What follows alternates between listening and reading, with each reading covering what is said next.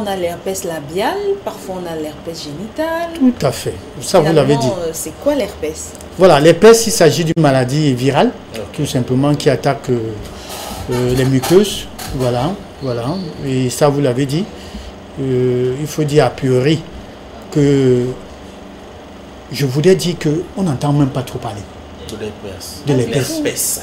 Lors des bilans, vraiment, rares sont les femmes. Je veux dire, parce que c'est les femmes qui vont plus à l'hôpital. Excusez-moi de le dire. Ils peuvent faire VIH, hépatite et tout, mais l'herpès, non. Ça passe. Et ça, j'aime. Pourtant, je commence par là. Je regarde d'abord, je demande aux femmes enceintes, est-ce que vous avez fait l'herpès? Donc, il faut dire que ce matin, c'est l'occasion plus que jamais d'en parler. Et il faut dire que dimanche, on célébrait la journée mondiale de l'herpès. C'était dimanche, donc il faut le rappeler. Donc, c'est l'occasion plus que jamais aujourd'hui de dire que cette pathologie virale fait des ravages, des complications vraiment, ça voilà, comme on le voit à l'écran. Voilà. Alors, quand même, on va peut-être commencer par lever une équivoque. Oui. Parce qu'il y a des formes d'herpès qui sortent au niveau de la bouche. Oui. Et après, en famille, on vous dit, le palu avait failli te prendre. Merci. C'est ce qu'on disait quand j'étais petite. Quand tu as ces espèces qui sortent là, je ne sais pas si chez toi aussi on disait ça, parfois dans les coins de la bouche. On dit, oh, le palu t'a touché. Et ça coïncidait souvent, effectivement, qu'après le palu, qu'on ait ces sorties d'herpès. Est-ce qu'il y a un lien, docteur? Non, ça je vous ai déjà dit que beaucoup ont toujours traité ça du palu. Ils ont dit c'est le palu, en effet. Et ça, vous l'avez donné, vous avez donné le nom tout à l'heure, on appelle labial. L'herpès labial ou encore bouton de fièvre. Bouton de fièvre. C'est parce qu'on dit bouton de fièvre qu'on fait le lien. On fait le lien avec le paludisme. Non, j'ai eu le palu m'a menacé la semaine dernière. Au travail même, c'est un justificatif. On dit, regardez ma bouche, monsieur. Voilà, et tout ça. Voilà, donc, il faut faire très attention. Il s'agit d'un virus. C'est le virus qui est cause. Alors, c'est la forme type 1, parce que nous avons deux. Alors, il y a génital, comme on l'a dit là, vous voyez justement à l'image comment ça se présente. Alors, comme coïncidence, quand vous vous mettez à prendre un traitement du palu, ça disparaît. Et du coup, on dit que non, on avait le palu.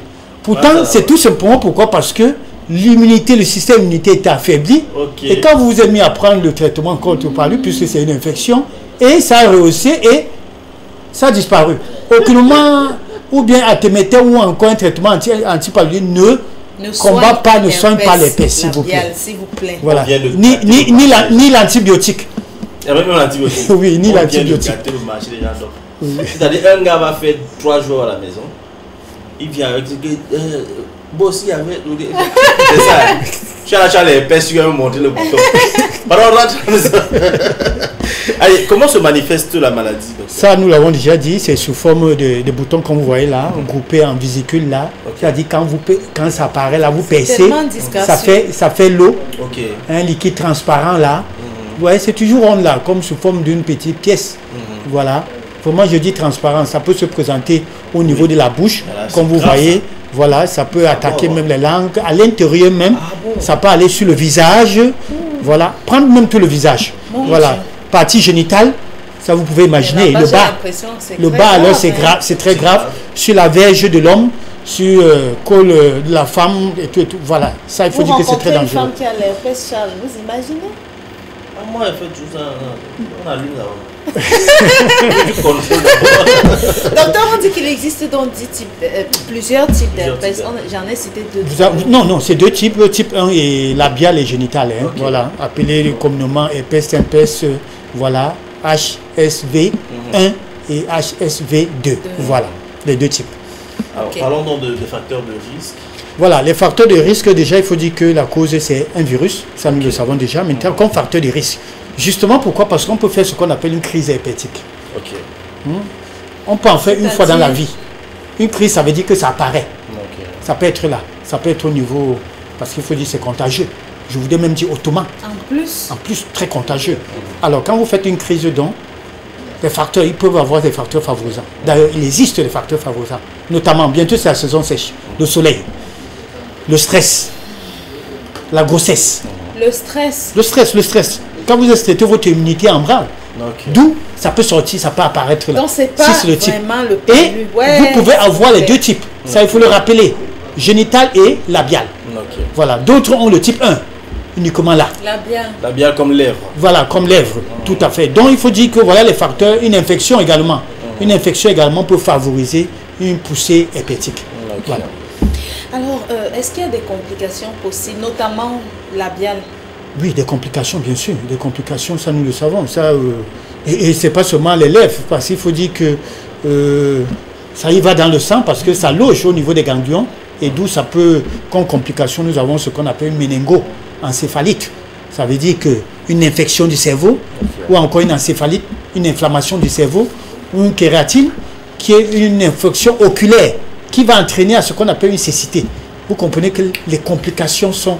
C'est vraiment grave. Cécité, c'est-à-dire genre... Oui. Vous êtes aveugle. Vous êtes aveugle. Vous êtes aveugle. Voilà. Tout à fait. Je voulais savoir, est-ce qu'il y a un lien entre l'herpès et les candidats? Parce qu'il y a aussi des mamans qui disent ça. Que chez les bébés, quand ça commence à sortir sur la bouche, on dit, ça veut dire que dans le ventre, c'est déjà beaucoup, il faut traiter les levures. Non, les levures n'ont pas de lien avec, mais sauf que les levures peuvent entraîner justement ce qu'on appelle une baisse d'immunité. Du système immunitaire, d'où, parce que je le rappelle encore, l'herpès c'est viral. Et pourtant les cardiaques, c'est les champignons, pas bactérienne. Voilà pourquoi l'antibiotique n'a rien à y voir avec. Vous pouvez prendre, ça disparaît, vous pensez que c'est l'antibiotique de docteur qui a soigné, pourtant aucunement, c'est tout simplement que ça a boosté votre immunité. On mettait l'huile de palme. Oui, il y a des astuces de grammaire, ça fait sécher, il y a beaucoup des astuces tout compte. Alors, je suis sûr que beaucoup de personnes se posent la question à la maison de savoir comment se transmet la maladie. Hein. Oui, ça il faut dire que déjà par contact direct, ça c'est important de le rappeler. Contact direct, même pas la salive, ça c'est important. Et il faut dire que la première primo-infection, c'est à l'enfance. À l'enfance, à partir de 6 mois à 4 ans. Pourquoi? Parce que le système immunitaire, les anticorps de la maman ne couvrent plus, ne protègent plus l'enfant. D'où l'enfance maintenant. À l'âge adulte, quand l'enfant commence déjà, non, plus l'enfant, puisque quand on est adulte, il y a déjà ce qu'on appelle les rapports sexuels. Maintenant, cette deuxième type survient. Donc, il faut dire donc que ça, il faut faire très attention parce que là, en ce moment-là, c'est très dangereux. Dangereux dans la mesure où vous avez vu, je crois que nous en avons parlé une fois ici sur le plateau, Chalfi, où vous étiez en train de me dire, quand on accouche souvent un bébé, vous voyez, on met ne pas toucher le bébé, ne pas porter le bébé. Et ça, c'est vrai. Parce que tout le monde, quand on fait un nouveau-né, c'est tout le monde qui donne les bisous et tout. Et c'est comme ça donc que l'enfant chope. Et comme asymptomatique et tout ça, plus tard, l'enfant développe. Voilà. Donc ça, il faut faire très attention. Parce qu'on le transmet directement. Tu vois une maman, elle sort du marché, elle a le poisson, tous les odeurs. Bébé Junior, elle met ici les bisous. Le bisou, même pas à la joue, sur les lèvres du bébé. C'est quoi? C'est terrible. C'est que j'ai vu maman comme ça là. Elle a mis son enfant, elle a mis la plaque. Oui. Éloignez-vous. Donc quand tu vois que bébé Junior, oh il est gros hein. Voilà. Tu vas un peu. Pardon. Non, mais elle a tout à fait. Elle a raison. Il n'y a pas que l'herpès, il y a plusieurs maladies de la peau qui peuvent justement, à force de porter, tout le monde porter, c'est très dangereux. Voilà. Mais tu connais la maman là, maman welcome. Quand son petit-fils était né, il a créé la barrière. Éloignez-vous du bébé. Voilà. Donc nous avons d'autres formes qui est sexuelle, bien évidemment. Anal, vaginal. Est-ce que ça se, vous savez tout ce que transmet par des rapports sexuels? Oui, c'est ce que je suis en train de citer, justement, vaginal, anal, avec tout ce que les autres, ces fantasmes où aujourd'hui tout le monde ne sait même pas la bouche et tout. Faites très attention. Je voudrais dire la même chose quand nous parlons du papillomavirus. On le disait qu'il faudrait que les femmes marchent avec leur fautisme, le résultat. Je voudrais dire aujourd'hui qu'il faudrait que les femmes, parce qu'il faut dire que le rapport femme directement est plus contagieux que l'homme. Voilà, ça c'est très important à cause de la muqueuse, la sécrétion et tout. Donc c'est la femme qui... D'où non, je n'ai pas seulement dit la femme. Homme et femme, mais plus. Voilà. Donc c'est important de faire, n'allez pas faire seulement le PCV ou bien les CBU et tout. Demandez l'épaisse. Voilà. Le test d'épaisse, ça existe, c'est pas le sang. On vous fait ça, ça c'est mieux. Avant de descendre là où vous voulez là, qu'on s'assure que c'est propre. C'est important. H-E-R-P-E-S. Vous n'avez pas dit à l'hôpital que herpès. Herpès. Tout à fait. Herpès. Voilà. Est-ce qu'il y a une prévention possible pour l'herpès? Oui, la prévention, c'est rapport sexuel protégé, se laver les mains, éviter de toucher les bébés, parce que je dis que chez le bébé, c'est très rapide. Ça, il faut le dire ainsi. Ça, c'est les règles d'hygiène tout compte fait. Manque de respect pour maintenant, une fois que vous l'avez, donc ça, c'est fini. Voilà. Alors, herpès et grossesse, y a-t-il des risques? Des risques, ça, sévères. Docteur, j'ai passé ma grossesse, je vous confesse, à avoir ou c'était le masque de grossesse, ou c'était les fesses. Non, ça pourrait être les masques. Tu as dit que les lèvres se fendillaient ici, c'était horrible. Oui, ça n'a rien à voir avec les fesses, justement. Il ne faut pas que ça se fendille aussi, on appelle. Ton enfant voilà, je crois que ton enfant l'a dérangé. Nous aurons l'occasion de parler des lèvres qui se fendent, qui n'ont rien à y voir avec les fesses. Oui, parce que là également, c'est un problème. Mais il faut dire qu'avec la grossesse, et ça je le dis encore très tôt, et je voulais le dire, pour ceux qui nous suivent ce matin, toutes ces femmes enceintes, ou ces hommes-là, une fois que la femme a conçu, allez à l'hôpital. Si dans le bilan prénatal, il n'y a pas l'épaisse, demandez de grâce. Donc, arrêtez après d'avoir... Je dis insister. Et arrêtez de dire que c'est le Ndiba. C'est pas le Ndiba. Voilà. Arrêtez après... Il y a un truc qu'on appelle le Ndiba. On dit que tu dois laver le Ndiba. Alors, je voudrais pas... elle est très loin. La science du bilan. Alors, donc comme je disais...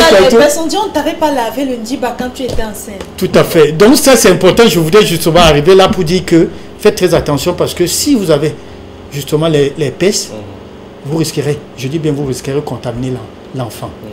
Beaucoup plus, soit utéro, soit à l'accouchement. Et je voulais dire que quand vous avez les pèses, même pas l'allaitement, ça passe. Donc faites très attention. Moi, j'insiste beaucoup plus pour l'accouchement. Parce que quand l'enfant va sortir, l'enfant va racler. Quand je dis bien racler, vous comprenez. Ça veut dire, on voit aujourd'hui des petits-enfants, 3 ans, qui ont les, je ne voudrais pas dire les loupes. Vous, on se pose la question. Je voudrais tirer directement sur les mamans. C'est vrai qu'on va parler d'un facteur génétique, mais je voudrais les IST en général. Une femme qui a une IST, l'enfant vient avec des problèmes oculaires. Ça, et pire encore quand c'est l'épaisse. Je dis c'est la cécité, c'est l'encéphalite. Donc il faut demander ce test-là. Ça, je le dis encore, j'insiste là-dessus. L'épaisse, il faut demander. Toute femme enceinte devrait faire l'épaisse. Parce qu'on a comme l'impression qu'on néglige cette pathologie-là. Oui. Vous avez suivi Comprendo? Yes. Vous allez encore faire des bébés? Moi Donc, moi, je dois donner mes projets ici là. Je dois donner mes projets ici. J'ai d'autres projets. Voilà. Mais cela me dépasse déjà. Merci beaucoup d'avoir été édifiant au sujet de l'herpès. Maintenant, un conseil. Oui, un conseil. Ce matin, il faut dire que l'herpès ne se guérit pas. Voilà, c'est triste de le dire. Alors, s'il y a des gens dans le quartier qui vous disent qu'ils guérissent l'herpès, on ne guérit pas. Une fois que vous avez le virus, c'est à vie. Ça, je le dis encore, sur le contrôle des experts. C'est à vie. Ce que vous devez faire quand vous prenez les antiviraux, bien évidemment, qu'est-ce que ça fait? Ça va justement combattre, ça va affaiblir le virus et tout. Il va aller se loger dans ce qu'on appelle dans les nerfs. Il va faire sa cage là-bas et il va s'endormir. Une fois qu'il y aura un facteur de risque, notamment soit le stress, soit comme on a dit, il a une infection, soit et il monte la tête, il revient et vous faites une crise hépatique. Donc de grâce, faites très attention. Je crois que de prime abord, on devrait faire comme cette maman-là qui interdit de toucher les bébés parce que, comme j'ai dit, primo-infection commence dès l'enfance. Donc la prévention, c'est beaucoup plus à partir de là. Parce que l'âge adulte déjà, ce n'est pas des rapports sexuels non protégés, donc il faut se protéger et tout. Et comme je l'ai souvent dit, le préservatif ne protège pas à 100%. Hein, Charles fils, ça vous le savez. Il faut toujours se laver les mains, avoir un seau d'eau, parce que la main là, qui porte, ce sont ces mains-là, après un coup qui retire. Après, vous allez dans les yeux, vous mettez partout. Et ça vous... Non, lavez les mains, ne soyez pas pressés, comme je l'ai dit toujours. Soyez pas pressés. On parle d'une pathologie assez sévère et dont les complications sont parfois irréversibles. Quand vous faites une infection du cerveau, vous pouvez imaginer. Ça, certainement, vous allez passer parmi les chaînes pour demander de l'aide. Et ça, je ne souhaite pas. Pour une minute de plaisir, de grâce. Voilà. Merci beaucoup, docteur. Excellente journée. À vous, parlement. You are so beautiful this morning. Je vous dis encore. Ah, en anglais, tu as dit ça en anglais. Il voulait dire ça depuis, mais en anglais. Comment j'ai dit en français? Je cherchais. Non, je ne suis pas jaloux. Comment il dit en français? Il a dit en anglais. Donc, c'est une beauté internationale alors. Tout à fait, camerounaise. Merci, vous le dites. Merci beaucoup. Alors, Charles, j'ai dit à l'entame qu'on allait parler d'un héros aujourd'hui. Oui. Même si ça ne sera pas pour longtemps, on peut quand même lui faire un clin d'œil. Tout à fait, tout à fait. Et essayer d'édifier nos téléspectateurs sur qui était Martin-Paul Samba. Oui. Qui est parti de façon très tragique. Parce qu'on le sait, il a été devant tout le monde. Il avait été fusillé carrément et trahi par ses frères. Alors, Martin Paul Samba, il faut le rappeler, était né vers 1875 hein, dans un village au nom de Metoto Engon, qui était près des Bolova. Est-ce qu'il faut